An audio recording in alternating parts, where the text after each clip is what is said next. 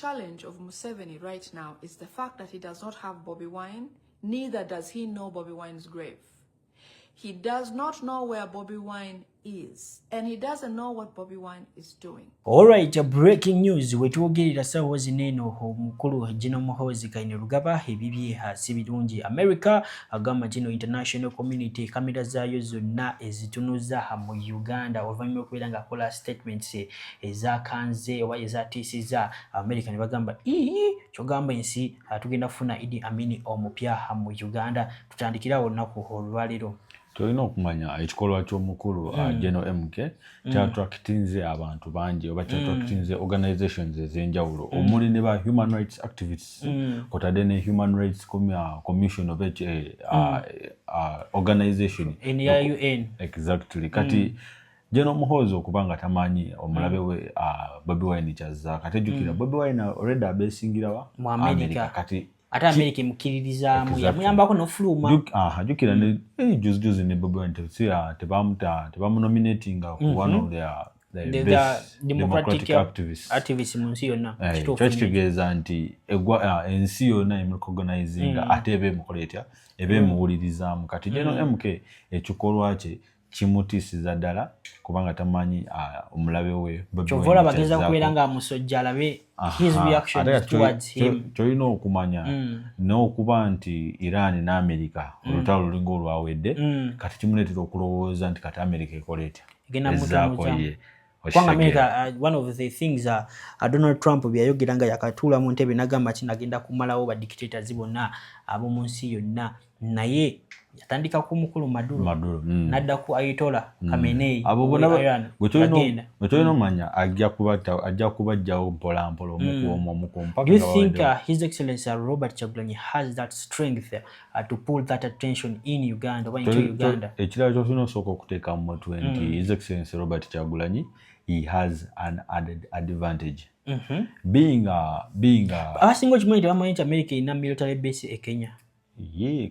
America inza okubula military base e Kenya nga former president byazaalwa jukira nti omukulu Barack Obama muzaalwa ya Kenya. Kati definitely abalina okusaayo ki military base bana abajja bakola ki bazimbira okwo. Kati era Uganda tekitea General Muhoozi tekimwebaza nnyo okulowooza nti America ng'eggwanga bali wala okukola ki okumutuukako bali kumpi nnyo. Kugamba bali mu America tulina na Uganda tulina zino zi Iron Dome niba bakasimiza tunasobola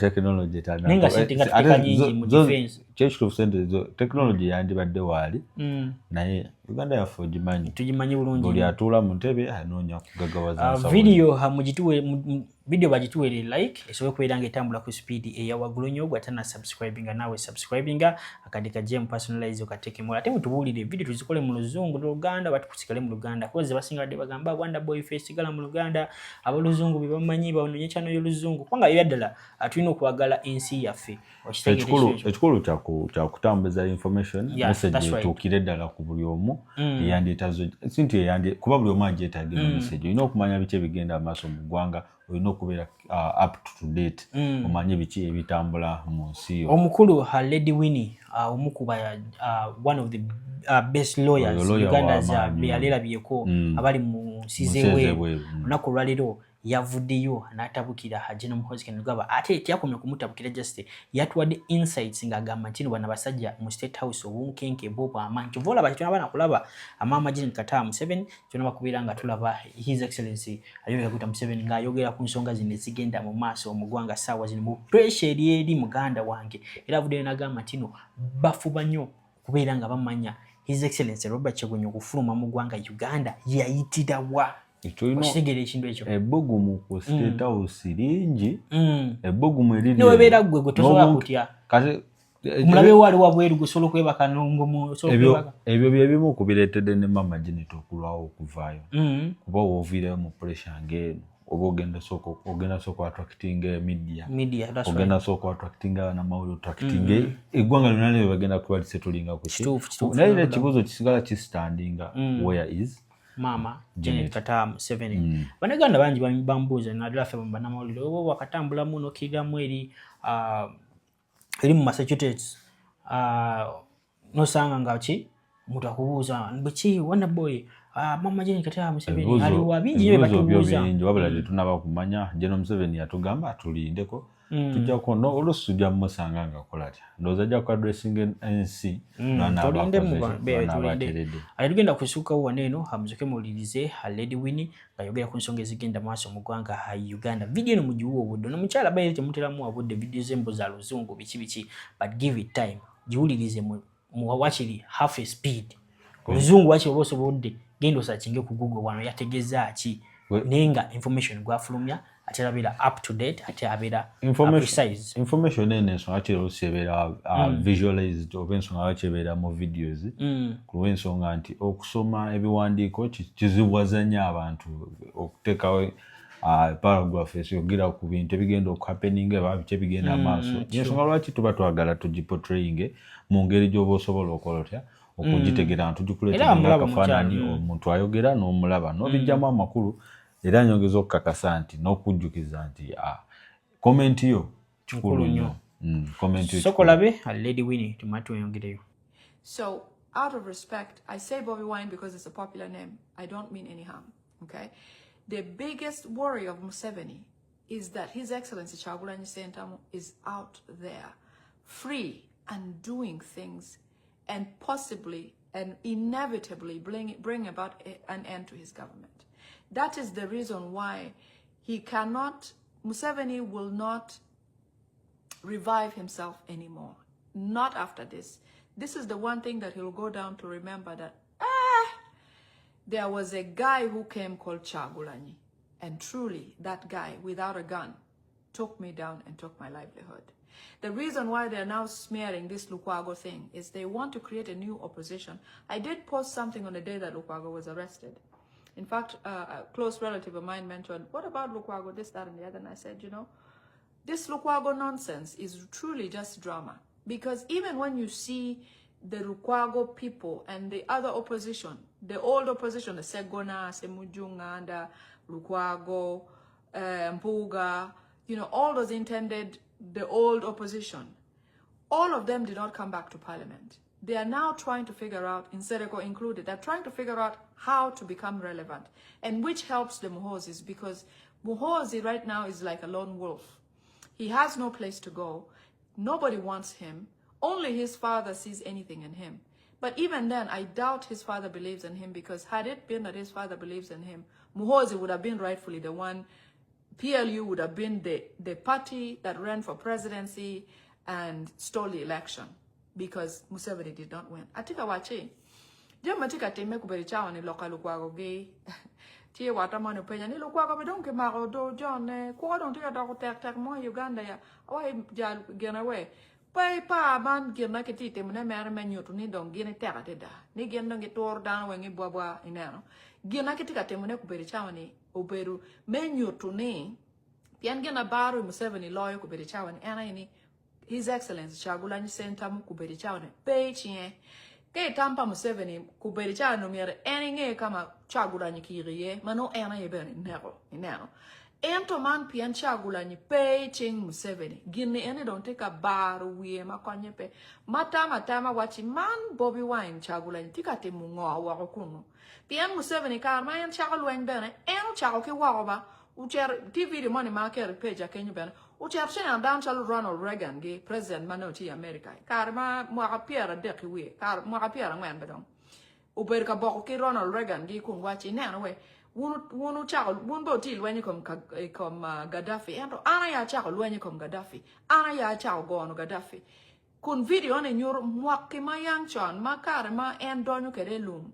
Ma do chero che balo nying Idi Amin adeda ilo ma wako. Dan lo ngeni Idi Amin nguko. Ene kare ene do Museveni chero kere wako. Beru ka loke lo dire men lobo mo kene ma pat. Lo ke gikun wachi ana ya tika donyo gamente eni. Ana ya bi kere lo. Ana ya bi duki dan beberi Uganda. Ana ya kona biti meni ningni. Che dan ugeno maduan dida. Piano balo nye Amina dida. Piano unu ngeni jana ne luum. Oberu dano ma Museveni ayonero. To pa jana ne luum ayedo wero ngo. Idi Amin do medikari ya Uganda. Pian ki penyo Idi Amin ni. Idi Amin o tama wachi. Kita donke wai jana ne luum kinyango ne. Ange iba nga to temani. Ka wacha chera chidoka lwen meneno ni amako Museveni akere iye. Dano mo buto duan dida. Pian Museveni no donyo ki monya dida. Dodo butiako dan pian ben no ki mirine gimeta Uganda dok megi inena we. Ena don we raja dida. So karma dong jame ani weng tim idia miano wache ngeba. Wari area. Ki cher ki gamalutiano ki dege ki monne ki ngongogi dong cher kere Saudi Arabia. Chi Museveni ngeyo gina Bobby Wine, His Excellency Chagulanyi Sentamu. Ngeyo tero ne me en beru wako kachani. Ngeyo dog ngeyo ni aloga me Uganda. Wang madoti me. Ma Museveni beru kun penge bena kono diri peng rune. Kono bucho, kono bubedini, kono kipinero, kono bukua, kono penge yugi maiken. So I'm saying that Museveni's not knowing where His Excellency Chagulanyi Sentamu is buried. Buried meaning that he would have killed him if the purpose, I mean, he wanted the election to go on, but he also wanted to have His Excellency Chagulanyi Sentamu right in his hand. Museveni vowed to... Okay, byonga tubitadde ku mobile olunaku olwaliro Abannayuganda abavuddeyo ne bagamba nti no, we are behind Honorable Joel Ssenyonyi osobola omuyita leader of opposition. Olunaku olw'ejjo omukulu Geno wamwe Geno Hamuhozi Kainerugaba yataddewo yewadde erinnya eddala by the way erinnya kyeryo n'erinnya lyayongeddeko Lutalemwa Erinya ndoza lyeyogerera kubanga Lutalemwa yomu ku bajenos bendabyeko abatalina Luganda abatalina English name Taina English name manyage gonna ndoza ga buwangwa gavira ddala Rwanda gavira ddala Lutalemwa kati awo nyini Abannayuganda bagambye they are behind the leader of opposition, that is Honorable Joel Ssenyonyi. They are saying that they are going to be behind him. If Geno Muhoozi Kainerugaba decides to attack him, they won't let that happen that easily the way it happened to Lord Mayor Elias Lukwago. Nkugambye bagamba obwabanga ina amaanyi akwate ku leader of opposition Joel Ssenyonyi bajja kulabira ddala ntino bajja mulaga Abannayuganda ebyadala bulijjo just basirivu. Basically, I think LOP Joel Ssenyonyi deserves his flowers.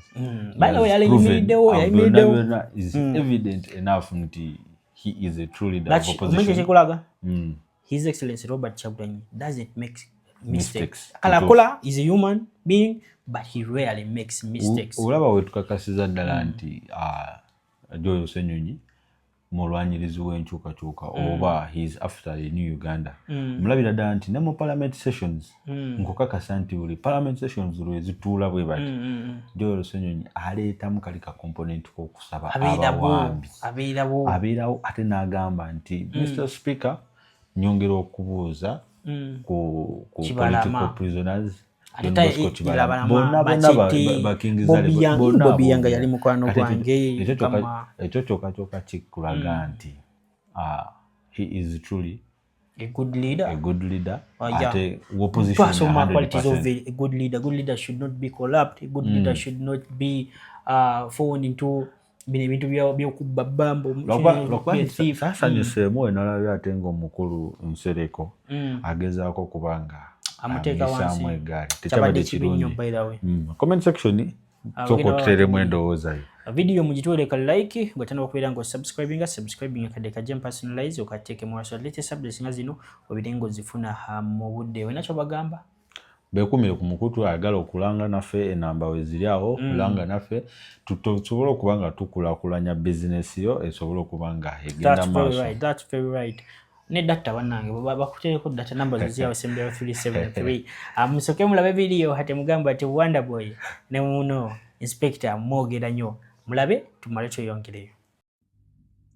Joel Ssenyonyi fenga bannankyukakyuka ne bannayuganda bonna abanyigirizibwa tusiima engeri gy'okuttemu emirimu. Weebale nnyo weebalire ddala n'abantu mwenna abayimiridde ne Joel Ssenyonyi okumuzzaamu amaanyi mwongereemu amaanyi. Mwebale nnyo mwebalire ddala. Olunaku olwaleero omuntu alina okuyimirira agambe ku Geno Muhoozi ebintu ebigenda obubi mu maaso mu ggwanga. Tetujja kukkiriza nga bannayuganda kubanga tukwatibwa tuwambibwa n'amagye ng'ate tukimanyiddwa nti amagye tegalina kweyingiza mu byabufuzi. Zino ensonga ze twogerako tuzoogerako nga bannayuganda. Bannaddiini musirise, buli omu asirise.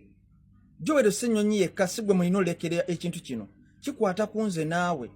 Leero kiri ku Erias Lukwago, enkya kijja kubeera ku ggwe. Luli kyali ku bodyguard wa Bobi Wine ba Eddie Mutwe, luli kiri ku Olivia Lutaaya. Kino ekintu kijja tuuka ku buli omu. Tulina okulwanyisa ekiwamba abantu. Mu myaka gya Idi Amin waliwo ekiwamba abantu oba gye bayitanga pandagaali. N'olunaku olwaleero ekomyewo. Bannayuganda tuyimuke tulwanyise enkola eyo. Poliisi yerina okukwata abantu ng'ate bakwata eyita mu mateeka. So si kusanga abantu mu ddwoni bawambibwa buwambibwa ng'ate bannayuganda. Joel Ssenyonyi weebale nnyo, weebalire ddala era emirimu Robert Kyagulanyi Ssentamu gye yakutika nkulaba ng'ogutambuza bulungi.